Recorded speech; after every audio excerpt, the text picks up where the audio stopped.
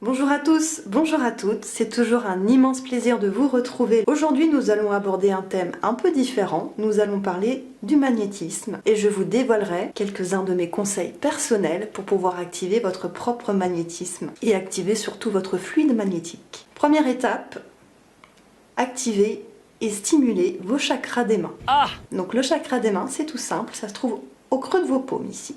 Vous effectuez donc des petits cercles en exerçant une légère pression. Faut pas hésiter à appuyer, n'ayez pas peur. Vous voyez la peur s'exprimer? Et cela pendant à peu près 5 minutes. À la place de votre pouce, vous pouvez utiliser un cristal. Donc là, en l'occurrence, un cristal de roche poli. Sur le même principe, je masse, je tourne. Peu importe le sens de rotation, mais toujours exercer une petite pression pendant environ 5 minutes. En plus de ce cristal, vous pouvez également y rajouter de l'huile essentielle. Donc je vous conseillerais l'huile essentielle de géranium d'Égypte. Ok. Donc vous l'appliquez au creux de vos mains, votre mélange, et même principe avec le cristal. Vous massez.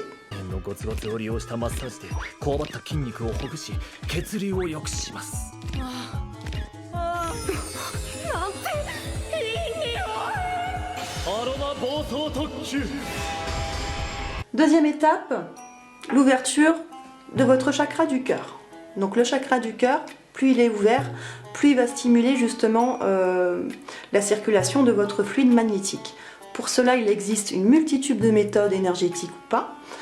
Au quotidien, je vous conseillerais par exemple d'utiliser un minéral tel que le quartz rose. Troisième et dernière étape, augmenter votre taux vibratoire. Je suis pas venue ici pour souffrir, ok? Les 7 chakras. Alors à l'heure actuelle, de plus en plus de personnes commencent à s'y intéresser. Et selon moi, c'est plutôt une bonne chose. Parce qu'il y a quelques années de cela, tu parlais de chakras, les gens pensaient que tu étais fou. Et c'est toujours un peu le cas. Bonjour à toutes et à tous, c'est l'évangéliste Cospiel dans ce froid glacial parisien.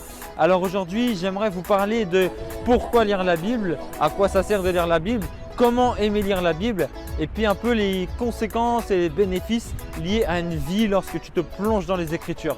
Tout simplement, je t'invite à me suivre.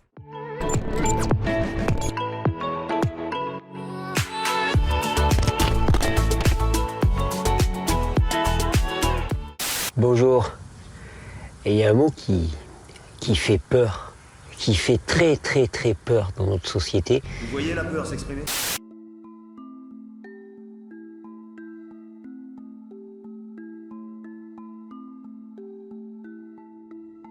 On dit que l'habitat, c'est notre deuxième peau. L'endroit où on habite n'est pas anodin, ce n'est pas sans influence sur nous. Il y a plusieurs paramètres dans un habitat, et ça, c'est ce qu'on appelle le domaine de la géobiologie, qui est vraiment l'étude du lieu où l'on vit. Cette étude, elle commence déjà par les influences, je dirais, géobiologiques du sous-sol. Il y a tout ce qui est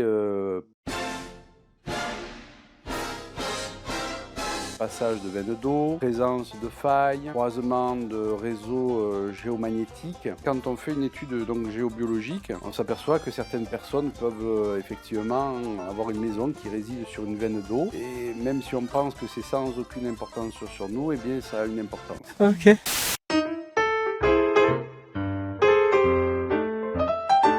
Il y a tout ça.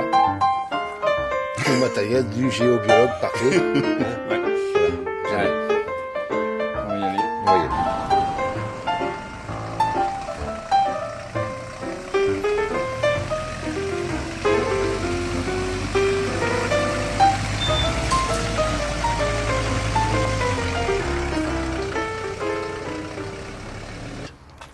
Pêcher quoi avec ça? Avec ça, on trouve tout ce qu'on veut.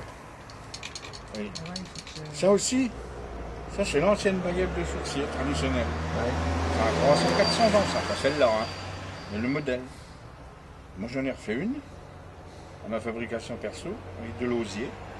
Donc c'est bien ce qui prouve que c'est pas exclusivement que de la western et à la lutte. Et ça marche très bien. Alors Véro, ça pète pas la calamine? On va déjà vous guérir le terrain. Ce sera une bonne chose de faite déjà.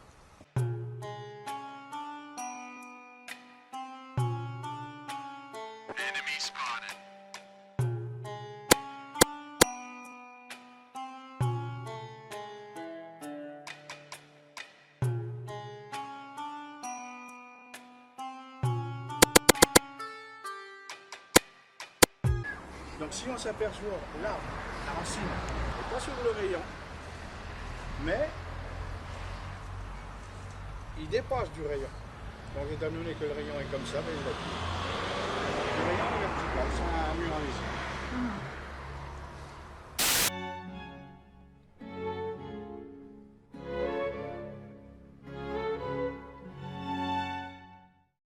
Quels sont les phénomènes que le géobiologue est amené à étudier?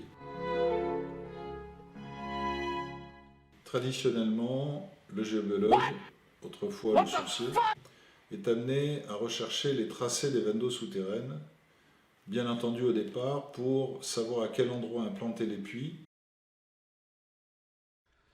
Do it!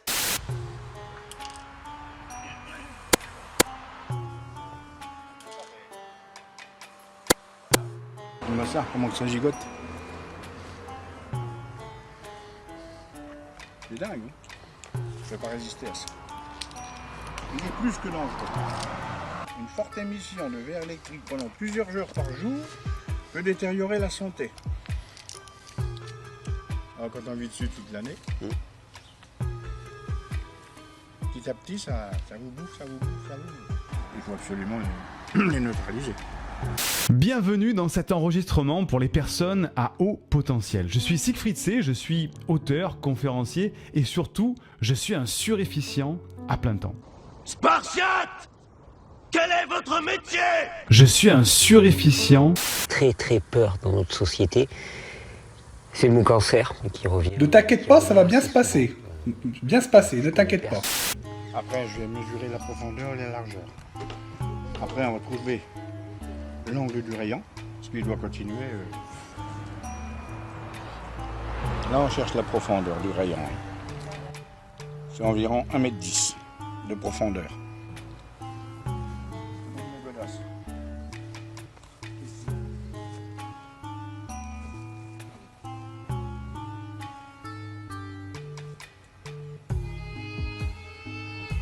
Oh! Essayez. Là, il est vivant. Je le crois vivre un peu. Oh! Voilà.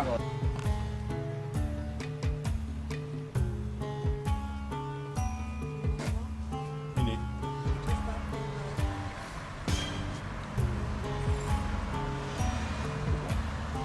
Il y a des gens qui mettent des bouts de tubes de cuivre.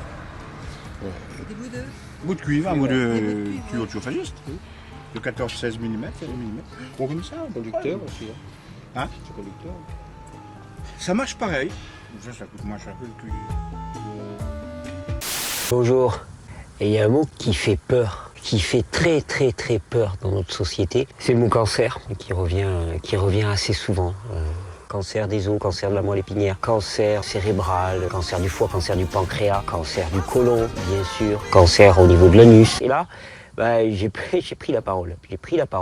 Alors oui, on t'a parlé de chimiothérapie. Je t'encourage quand même à aller voir un article, par exemple, du magazine Alter Info, par exemple, sur le net, qui s'appelle « La vérité sur la chimiothérapie ». Tu vas voir qui est dans cet article, qui n'a pas été rédigé par des gens complètement loufoques, mais par les meilleurs médecins cancérologues actuellement. Ce sont simplement des citations de médecins cancérologues qui disent simplement que la chimiothérapie n'a jamais soigné un cancer, que s'ils devaient faire le choix, ils ne feraient pas eux-mêmes le choix de la chimiothérapie et que les chances de survie à 5 ans de la chimiothérapie sont moindres que sans chimiothérapie.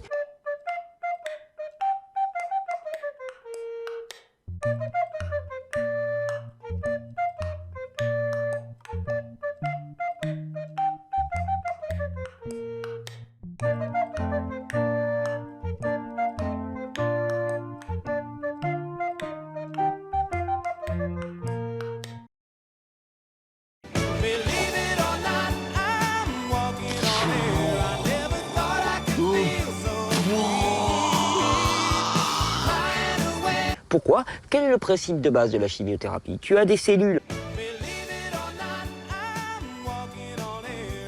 Il y a un truc qui est absolument fabuleux. Dans le raisin, particulièrement, eh bien, il y a une véritable bombe, un concentré de produits cancer. Et je t'ai fait la liste parce que je les ai pas de mémoire. Il y a de l'acide élagique, des catéchines, des quercétines, des pycnogénols qu'on trouve dans les graines, du révestarol, du ptérostilbène, du sélénium, du lycopène, des lutéines, de la laétrile, de la bêta-carotène, c'est ce qu'on appelle la vitamine B17 dans les graines, du bêta-carotène, de l'acide caféique ou de l'acide férulique et de l'acide gallique. Ça fait beaucoup là, non? Il y a un principe qui est essentiel, c'est d'alterner jeune et non jeune. Parce que ce qu'il faut, c'est que la cellule elle soit affamée. Elle est affamée et là, qu'est-ce que tu lui balances? Mais tu lui balances rien que du raisin. Le cancer, c'est rien de très grave. Le cancer, c'est juste une erreur d'aiguillage. Et t'as oublié qu'il y avait quand même une feuille de route. On ne te l'a pas donné cette feuille de route, je vais te la donner simplement. Tu mangeras des fruits et des légumes, tu prendras du temps pour te reposer. Et tu arrêteras de te sursolliciter, de te surstimuler, de fonctionner au café, aux amphétamines, à la coke, à la musique violente, à la compulsion sexuelle. Tu arrêteras de fonctionner avec les stimulations sonores et visuelles. Le cancer, c'est rien de plus que ça. Juste une erreur d'aiguillage.